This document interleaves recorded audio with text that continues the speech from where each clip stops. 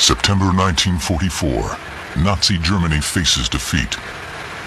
The Führer blames the German Air Force, the Luftwaffe, under the command of World War I fighter ace Hermann Goering. The once proud Luftwaffe is running short of pilots and fuel. In the air, the Allies have total superiority. With Goering in disgrace, Hitler's protege and Minister for Armaments, Albert Speer, seizes the initiative. He orders the German aircraft industry to produce a new fighter to destroy the marauding Allied bombers. This new plane must be simple to build using slave labor, and simple to fly by newly trained pilots. It is to be mass-produced like the Volkswagen car in thousands per month. With every remaining able-bodied adult male needed in the army on the Eastern Front, the new plane is to be flown by teenage boys of the Hitler Youth. These pilots will be trained hurriedly on gliders. Because the sands of time are running out for Nazi Germany, Speer declares the new fighter must be designed, built, and put into production in the space of only 90 days. The new fighter will be called the Volksjäger, or People's Fighter.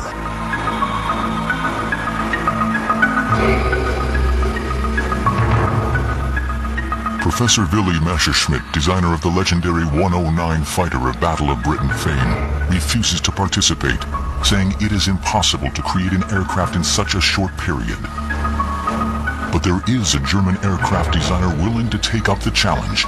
He is Messerschmitt's arch-rival, Ernst Heinkel. Ernst Heinkel was the grand old man of German aircraft. He'd been building aircraft since World War I. He had a unique way of selling these planes. He had a hunting lodge outside of Berlin, and he would get the Luftwaffe High Command and the Air Ministry personnel, and they'd shoot stag, and then they'd have a good food and drink and get drunk, and then he'd sell them the airplanes. Willy Messerschmitt, almost certainly a serious Nazi, different man, an intellectual scientist.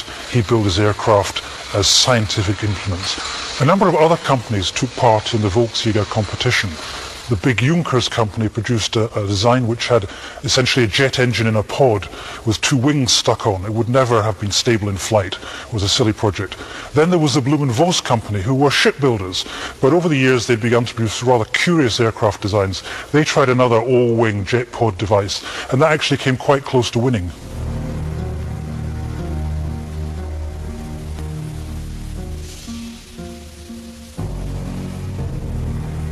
After the HE-178, Heinkel built the world's first jet fighter, the HE-280. It flies in 1941.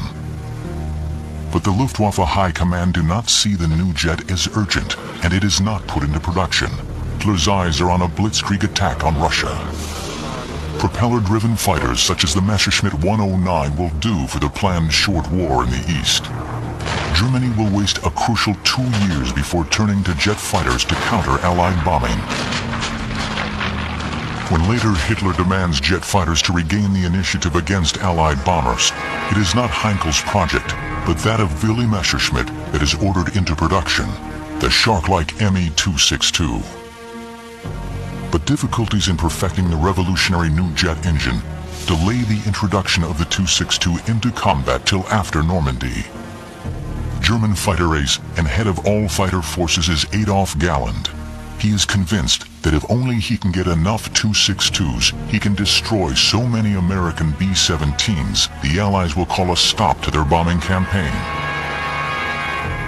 But production of the 262 is slow because it requires scarce metal and 2 revolutionary jet power plants which are difficult to build. Germany needs a fast jet, powered by only one engine. A plane constructed from wood and simple materials that are easy to come by. The Volksjäger. The Volksjäger was built with wooden wings for simplicity and because they were short of materials, though it's got an aluminium body. You had therefore to glue the wings and the tail onto the rest of the aircraft, and unfortunately the one bit of German technology that never seemed to work, even by the end of the war, was the glues, and a whole series of aircraft, including the 162, tended to fall apart because the glues weren't strong enough. The 162, or at least the first designs of the 162, do have structural problems. The tail is too short, the back end of the fuselage body is too short, and so that tended to create all sorts of gyrations in flight, which in the hands of a bad pilot could get out of control and the aircraft would come apart. However, I think it's wrong to condemn the aircraft out of hand. If you build an aircraft so that it's totally stable in flight, then you can't dogfight with it and kill other fighters. The best fighters are unstable, and therefore what you need to add is a good pilot to make sure that you can use that instability to good effect. Galland opposes Speer's new jet fighter. He argues it cannot be built in time, and it can only be flown by experienced pilots, a commodity Germany is fast running out of. But he is not reckoned on Ernst Haenkel. Working round the clock, sleeping beside their desks, Haenkel's team design and build the first Volksjager in only 74 days. The Volksjager was powered by a single BMW 003 jet engine, positioned on the top of the aircraft. This unusual position meant that complicated and heavy ducting could be eliminated. It also meant engines could be changed quickly in the field.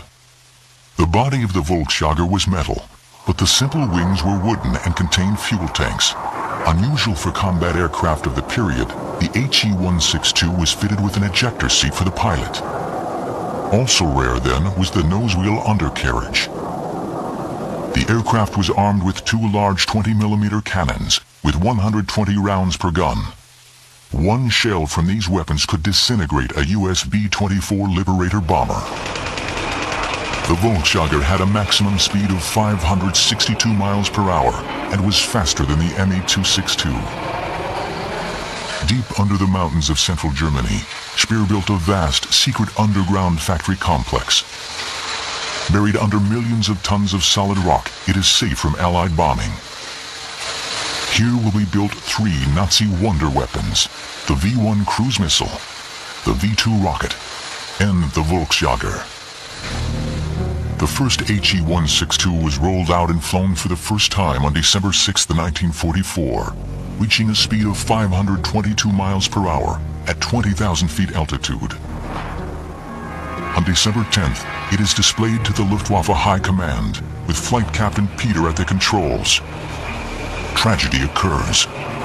The wooden wing disintegrates and the plane crashes, killing Peter. The cause is the poor quality glue used to construct the wing. But Speer would allow nothing to stand in the way of mass-producing the Volksjager. In March 1945, the first 80 aircraft were completed. By the end of April, 200 more were ready. In May, the month the war ended, 500 Volksjager would have rolled off the assembly lines.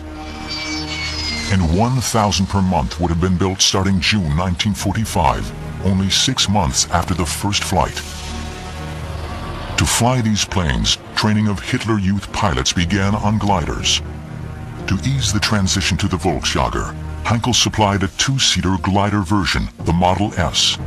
Without its BMW turbojet, the Model S lacked the distinctive humpback appearance of the fighters. The undercarriage was fixed and not retractable. The idea behind the People's Fighter project was to train thousands of Hitler Youth to fly these things. Now that was obviously a silly idea. It's a very complicated aircraft to fly. If you're an expert, as the final pilots were, it worked. But if you had very little experience on any kind of aircraft, never mind a fast jet fighter, you would have been dead. Strange enough, one unit of Hitler Youth did become operational with the 162 in the closing weeks of the war. Unfortunately, all the records have been lost, so we don't know how they actually fared in combat. Conversion training to the Combat 162 was handled at a flight school in Vienna, headed by Haenkel's technical director Karl Frank. The first regular Luftwaffe Volksjager fighter group, JG-1, became operational at Lech in Germany in April 1945, with 100 aircraft organized in 2 wings. It was commanded by Oberst Herbert Eilfeld. The first operational mission was flown on April 26, 1945, only days before the end of the war. Because the pilots lacked experience with the new plane, Flight Lieutenant Reichberger was shot down but escaped uninjured. On May 4, 1945, the People's Fighter drew first blood. Lieutenant Rudolf Schmidt shot down a British Royal Air Force fighter. It would be the Volksjager's only kill. World War II ended 2 days later. Well, it was tested by senior British pilots after the war, and they gave it a very good bill of health. They said it was a very stable gun platform. They said because it was small, it would have been very difficult to hit by Allied fighters. So all in all, if it had got into production in a big way and got into action in a big way, it might have caused a lot of damage. Indeed, the senior British jet pilot of the time said that it would have run rings round a British Meteor. Would the Volksjager have tipped the balance in Germany's favor if the war had gone on longer? Ernst Haenkel was already planning more advanced versions of the Volksjager. If the war had lasted into 1946, these are the planes the Allies would have faced. For extra speed, a swept-wing version was already under construction. The tail was also modified into an elegant butterfly shape to improve performance. With a new, more powerful jet engine, this HE-162 would have been a match for 1950s U.S. jets like the F-86 Sabre. Another planned version of the Volksjager was one fitted with 2 ramjets of the kind used by the V-1 cruise missile. When the V-1 was catapulted into the air at great speed, air was forced into the jet nozzle. This combined into an explosive mixture with low-grade gasoline suitable for a lawnmower. The result burned like a blowtorch. Fitted with 2 of these crude engines, this version of the HE-162 would have been a kind of manned V-1. It was planned as a last-ditch weapon if normal jet fuel ran out. Most exotic of all was this version of the Volksjager, with forward-swept wings. Not till the 1980s would NASA fly such a plane. But it was not to be. On May 8, 1945, the Volksjagers of JG-1 were captured by advancing British forces at their base at Lech. The combat days of the People's Fighter ended with the surrender of Nazi Germany. But we can now reveal that the HE-162 Volksjager was still to play a major part in post-war aviation history. After World War II, the French leader General de Gaulle was anxious to rebuild the French Air Force. The key was to be the Volksjager's engine, the BMW 003. The designer of this jet engine was Dr. Hermann Ostrich. As the Nazi regime collapsed, Ostrich escaped into neutral Switzerland. There he set up a company to continue his work. To disguise its origins, the company was called a French name, Atelier Technique Aéronautique Rickenbach, or ATAR. In December 1945, General de Gaulle's government paid for Ostrich and ATAR to move to France with 120 colleagues from his old BMW team. Using BMW's Volksjager jet engine technology, Ostrich quickly designed a more advanced engine. This was test run southeast of Paris in 1948. Versions of this engine were used to power early French fighters such as the Dassault Mystère and the twin-engine Voiture. By an irony of history, France supplied these aircraft to Israel during the 1950s when American aircraft were embargoed, thus allowing the Israeli Air Force its victories over the Arabs. Ultimately, a development of Ostrich's Volksjager engine powered the famous Dassault Mirage supersonic jet fighter. The Mirage would also employ another invention of the German wartime aviation industry, the Delta Wing developed by Walter Lippisch. Imagine what Adolf Hitler's Luftwaffe might have done with such a powerful engine in an HE-162 with forward-swept wings for speed. It was not to be. After the largest tank battle in history at Kursk in 1943, the Red Army rolls relentlessly toward the very border of Germany. The Luftwaffe uses the famous Ju-87 as a tank buster. But by 1944, the Stuka is obsolete, too slow to evade fighters of the Red Air Force. What is needed to stop the Russian tanks is a new Stuka, powered by the revolutionary new jet propulsion. The dive bomber was invented in America by Glenn Curtiss, who built sturdy biplane dive bombers for the U.S. Navy. September 27, 1933, Buffalo, New York. Fate is about to play a strange hand. Visiting the Curtiss plant at Buffalo is Germany's greatest living World War I fighter ace, Ernst Uday, now a senior figure in Hitler's new Luftwaffe. Glenn Curtiss invites Uday to test flight a factory-fresh Curtiss Hawk dive bomber. Impressed, Uday cables Luftwaffe chief Erhard Milch to buy the Hawk. 2 months later, Uday will fly the first German version in front of Goering. Equally impressed by the accuracy of the Hawk's bombing, Goering orders a German equivalent, the Junkers Ju-87 Stuka. One man who is not impressed is Luftwaffe General Walter Wever. Wever wants large, long-range bombers to attack Russia, not small tactical dive bombers restricted to supporting the army. But Wever is killed in a freak air crash in 1935. With Wever gone, Milch and Uday cancel Germany's equivalent of the B-17, the so-called Ural bomber. They think dive bombing using the Stuka will be more accurate. Alone of the great powers, Germany will lack a successful heavy bomber in any numbers during World War II. Well, in the initial period of the air war, it was very effective because the Germans had complete air superiority, and the Ju-87s could be used for frontline purposes, the purposes for which they designed. That is true, but that didn't last for very long because as the Russians gradually recovered their capability, and that is in 1942, then aircraft like the Ju-87 had a difficult time. On the other hand, the Germans, I think, were very adept because they basically altered the role of the Ju-87 and began to realize it could be used not, as I say, just in a tactical dive bombing or forward air support role, but could be used for something else, of which a very good example, of course, is Rudel's use of the Ju-87s in a tank-busting role. Poland, September 1939, and the German blitzkrieg rolls over Poland. Earlier and better days for the Luftwaffe. Success lies in using the amazing Ju-87 dive bomber, the infamous Stuka, as flying artillery to clear a path for the advancing panzers. The Junkers Ju-87 Stuka dive bomber was the most famous German aircraft of World War II.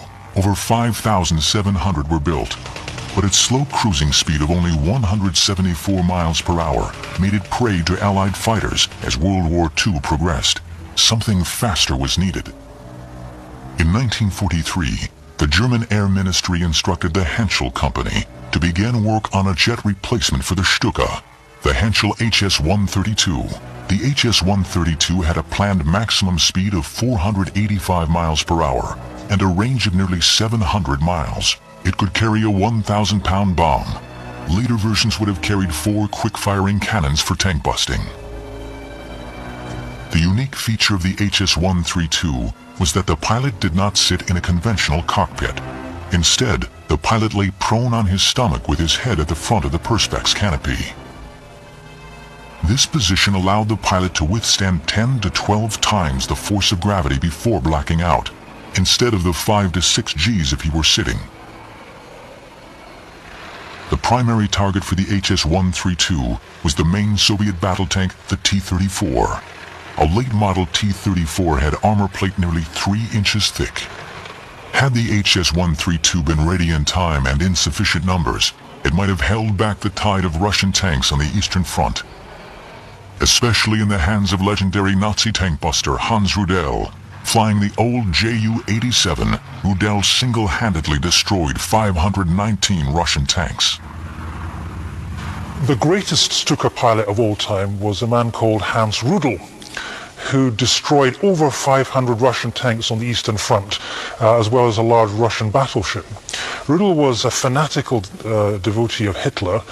He fought to the very end, indeed survived World War II, and in the closing days, Hitler wanted him to take over command of all the German jet forces, and had there developed a version of Stuka powered by jets, then those would have been under the command of Rudel, and that would have been a very effective combination. In the dying hours of the Third Reich, Hitler proposed to put Rudel in charge of all Germany's jet fighters and bombers. But it was too late. Fortunately for the Russians, their tanks captured the HS-132 factory before the 3 completed prototypes had been flight tested. Their subsequent fate is still unknown. The Russians were very fortunate, and it was a fortunate accident that their area of occupation in Germany took in 80% of the German aircraft industries. Heinkel, Messerschmitt, Junkers.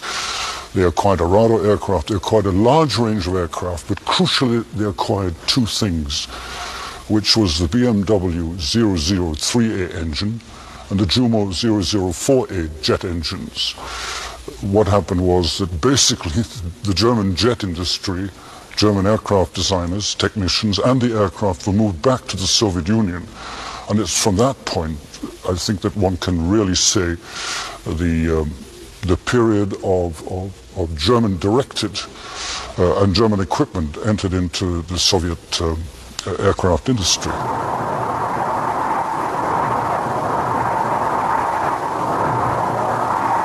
If World War II had lasted into 1946, then the early German jets commanded by Hans Rudel would have had to face Allied jets, the British Meteor and American Lockheed's Shooting Star. Realizing this, Hitler knew he needed a faster second-generation superjet to kill these Allied fighters. The result was Germany's last jet. In 1943, before D-Day, the high command of the Luftwaffe began to fear that America might use its new super bomber, the Boeing B-29, in Europe. The B-29 could fly at well over 30,000 feet, too high for the engines of the Me-262 jet fighter to work efficiently. There was worse news for Nazi Germany. America was already building the consolidated B-32 Dominator, designed to attack Europe at high altitude direct from bases in the continental USA. To counter these threats, the Nazi Air Ministry commissioned a new jet engine to power a fast, high-altitude fighter. This engine was the Heinkel HES-011. But there was a problem in building super-fast jets. Fast World War II piston-engined fighters such as the Mustang often crashed in mysterious circumstances when they went into power dives. Unknown at the time, air builds up in front of an aircraft's wings as it approaches the sound barrier, 760 miles per hour, jamming the controls. But Nazi scientists working secretly in the 1930s discovered that a swept wing delayed the buildup of the dangerous air pressure in front of the wing leading edge. The new engine coupled with swept wings could give Nazi Germany a weapon to counter the B-29 and the Dominator. It was called the Focke-Wulf TA-183. The TA-183's designer was Dr. Kurt Tank. Tank was already famous for building the legendary Focke-Wulf FW-190 fighter used against the Russians on the Eastern Front. Kurt Tank is a very shadowy figure, but he's one of the great German aircraft builders of World War II. A very serious Nazi indeed. He built the 4-engine Focke-Wulf Condor bombers that helped guide the German U-boats against the Atlantic convoys. He built the FW-190 fighter, and he always said of that he was building a workhorse, by which he meant it could be repaired in the field and kept going, and indeed did during the Eastern campaign. And he compared that to Willy Messerschmitt's Me-109, which he said was just a thoroughbred racehorse. He didn't think very much of it. Tank's design was chosen in March 1945. It was called the TA for Tank 183. Its nickname was Hunchback. A single-engined machine, its planned speed was 593 miles per hour. The secret of the Hunchback's performance would be the revolutionary swept wings. Its combat altitude was to be 45,000 feet, spectacular for its time. But Tank faced another problem. The first generation of German fighters, the Messerschmitt Me-262, flew too fast for accurate shooting with a conventional cannon. Yet to slow it down, it risked being shot down by Allied Mustang and Thunderbolt escort fighters. Jet fighters needed a new offensive armament: the air-to-air guided missile. But these were already being developed by Hitler's scientists. The Germans were developing a whole range of technologies, defensive technologies, by the end of World War II, including air-to-air missiles.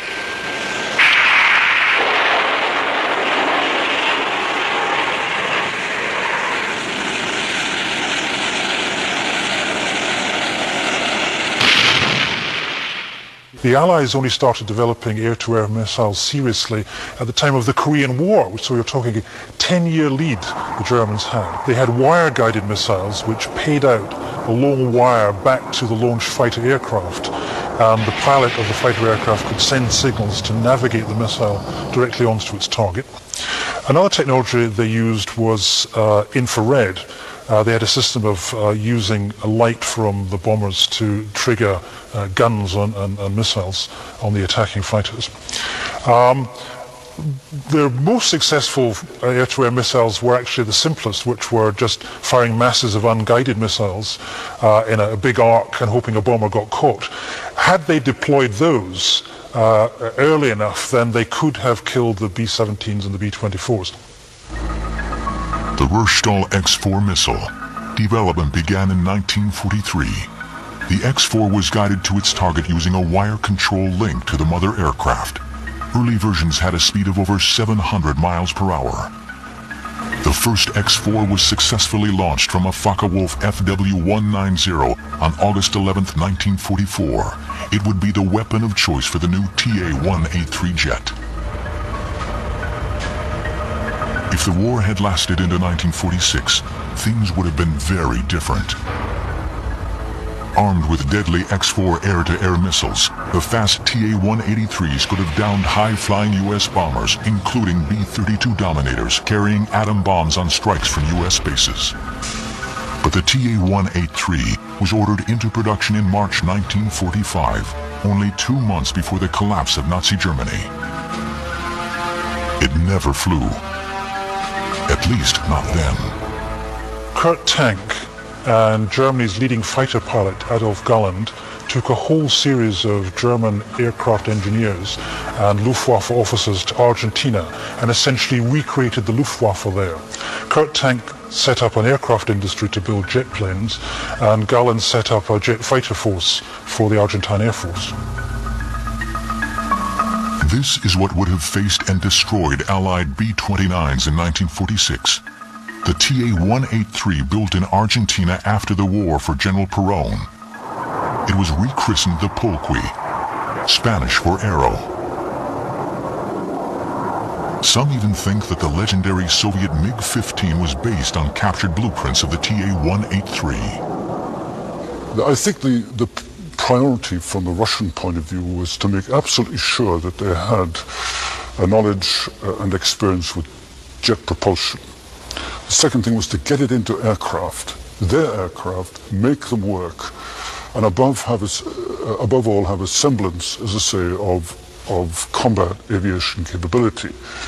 So if you look at the early Russian jet aircraft, the MiGs and the Sukhois, they're simply copies of German aircraft. Air mobility and vertical takeoff are now primary tools for military operations. But in the dying days of the Third Reich, as Allied bombers made Luftwaffe airfields unusable, the Germans had already turned to VTOL technology as a way to beat the bombing. The Germans had developed a whole range of operational helicopters by the end of World War II, and indeed had an operational unit flying on the Eastern Front, rescuing pilots and picking up crashed aircraft. Their big plan, which would have made the helicopter's name in World War II, was to rescue Mussolini, flying in a helicopter, dropping the troops down, picking Mussolini up and getting him away. Unfortunately, the helicopter available to use on that mission crashed on a rescue flight the day before, which is why they had to go in with paratroops. Berlin, 1938. Flown by Germany's ace woman test pilot, Hanna Reitsch, the Nazi regime startles the world with a demonstration of the world's first practical helicopter, the Fokker Fa-61. It is a demonstration with a difference. It takes place inside the Great Berlin Exhibition Stadium. The Fa-61 was the brainchild of Heinrich Fokke, founder of the Focke-Wulf Company. During World War II, Fokke would build a large military helicopter known as the Kite. They were used by the Luftwaffe to rescue crashed aircrew and aircraft in the East.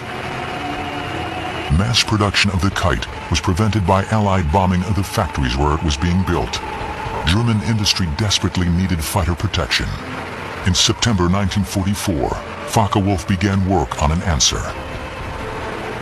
The Focke-Wulf Treibflügel, or thrust wing, a VTOL fighter powered by 3 ramjets mounted on the ends of 3 rotating wings. The ramjet engine spun the wings like helicopter blades, giving the Treibflügel lift. The planned rate of climb was 25,000 feet per minute. The Treibflügel carried a pilot in a conventional cockpit. The intended speed was 621 miles per hour. Armament would have been 4 cannons. But the war was to end before the complicated Treibflügel could be built, though its ramjet engines were successfully tested at speeds up to Mach 0.9. But the Treibflügel idea was sound. In the 1950s, the U.S. Navy experimented with a similar vertical takeoff fighter, the Convair XFY-1 Pogo.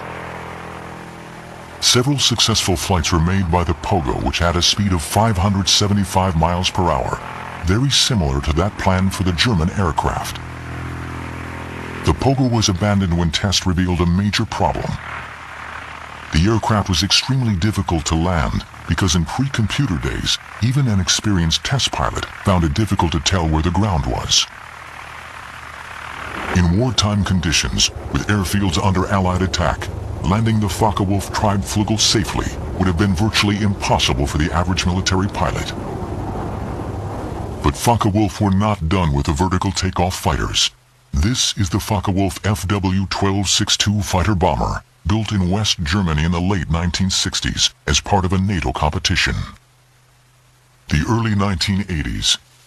Engineers of the Northrop Corporation pay a secret visit to the National Air and Space Museum's Silver Hill facility in Maryland. They go to examine the sole remaining example of another secret German aircraft captured at the end of World War II. But unlike the Treibflügel, this aircraft actually flew. Hidden in the Smithsonian's Garber facility is a piece of technology forgotten for 40 years. A revolutionary flying wing, and the first plane ever built with stealth, radar invisible characteristics.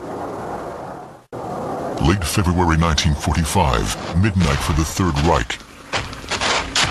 Hitler's revenge weapons, the V-1 cruise missile and von Braun's V-2 ballistic missile, have failed to destroy Allied morale. Desperate to revive his own reputation with Hitler, Hermann Goering calls a secret meeting on his personal estate at Karen Hall, 10 miles north of Berlin. To this meeting are summoned the brothers Reimar and Walter Horten, 2 young Luftwaffe officers. The Horten brothers have designed a series of revolutionary all-wing aircraft, a design that by eliminating a normal aircraft's heavy fuselage makes a plane lighter, faster, and longer ranged. The concept is successfully tested on a series of unpowered gliders. They fly beautifully. The Horten brothers then work on a jet fighter version, the HO-229. It successfully flies in late December 1944. It is flown by test pilot Erwin Ziller. The HO-9 was powered by 2 UMO 004 engines, similar to those of the Me-262. It had a maximum speed of 607 miles per hour at an altitude of 39,000 feet, faster than many post-war jets. It was armed with 4 cannons and could carry 2 2,000-pound bombs. But there was an unexpected result from this new futuristic shape. With no tail and buried jet engines, the HO-229 bounces back few radar waves. Stealth technology has been born. Only when the prototype flies and has a weak radar signature do the Horten brothers realize what they have stumbled on. The Horten has other possibilities. Goering realizes that the low-weight flying wing is the only technology left to Germany to build a bomber with the range to attack America and so force a truce in the West even at this late hour in the war. The kind of long-range bomber Germany has lacked since Uday fatally cancelled the Ural bomber 10 years earlier. Nazi plans to attack New York using ordinary bombers have failed because the technology to refuel them in flight is too primitive. But a larger version of the HO-229 flying wing will be able to carry fuel long enough to fly to New York and back.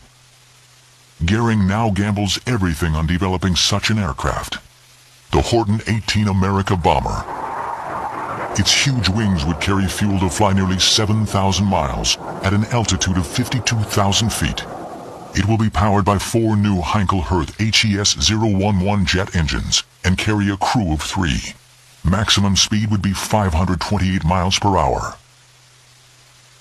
Goering plans to build the HO-18 in the huge underground factories already in existence to manufacture the Me-262 jet fighter. These factories still exist as they were too huge to destroy after the war. But what kind of bomb will the America bomber carry? By 1945, dropping a few small high-explosive bombs on New York or Washington will have little effect on the U.S. war effort. How close was Germany to delivering an atomic bomb? The man in charge of the Nazi nuclear bomb program was Werner Heisenberg. Heisenberg could have made an atomic bomb, but he and Albert Speer, the Nazi armaments minister, thought the war would be won before the weapon could be perfected, so resources were never committed on the scale of the Manhattan Project. What if the Volksjager and Focke-Wulf TA-183 had held off U.S. bombing long enough into 1945 for the huge new underground factories and synthetic oil plants to come into production? Imagine. It is just after dawn on the morning of April 20th, 1946, the Führer's birthday. A Horten HO-18 jet bomber, a KG-200, the Luftwaffe's best bomber wing, takes off on the most important mission of World War II. It is piloted by the Luftwaffe's best bomber pilot, KG-200's commander Werner Baumbach. Baumbach has long advocated airstrikes against the Panama Canal and New York, using one-way flights by conventional bombers whose pilots would bail out and be rescued by U-boats. He spent a lot of the war trying to persuade Goering to bomb New York. And one of the interesting stories about the German war effort is why they never did. Baumbach's first idea was to take Focke-Wulf Condors and fly one way to New York and Washington, bomb America, then ditch the aircraft south, probably in the Caribbean, and be picked up by U-boats. Goering took the plan to Dönitz, but Goering and Dönitz hated one another, and they fell out, and so the plan came to nothing. So Baumbach then went on trying to find ways of bombing New York, and it's interesting to speculate that if something like the Horten wing had been available, it would have given him for the first time a machine to get there and get back non-stop. Today, Baumbach's target is 3,000 miles away. The world's largest city, New York.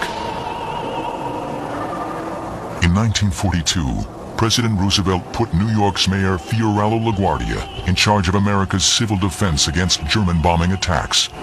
LaGuardia organized machine guns placed on top of high buildings in New York. But Baumbach's bomber is flying at an altitude nearly 10 miles high and is invisible to American radar. No one hears or sees it as it passes over Manhattan at 8 a.m. local time. The morning rush hour has begun. Fortunately for New York, World War II ended while the Horten 18 was still under design. The successful HO-229 jet fighter was brought to the United States in 1945, but its revolutionary potential was not realized. It lay forgotten for 40 years in the Smithsonian. Or almost forgotten.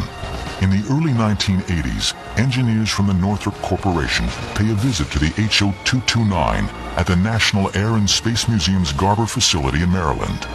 They are secretly building a stealth bomber for the U.S. Air Force. After their visit to the HO-229 prototype, Northrop engineers will design the B-2 Spirit. A design eerily similar to the Horten brothers' dream of 40 years earlier.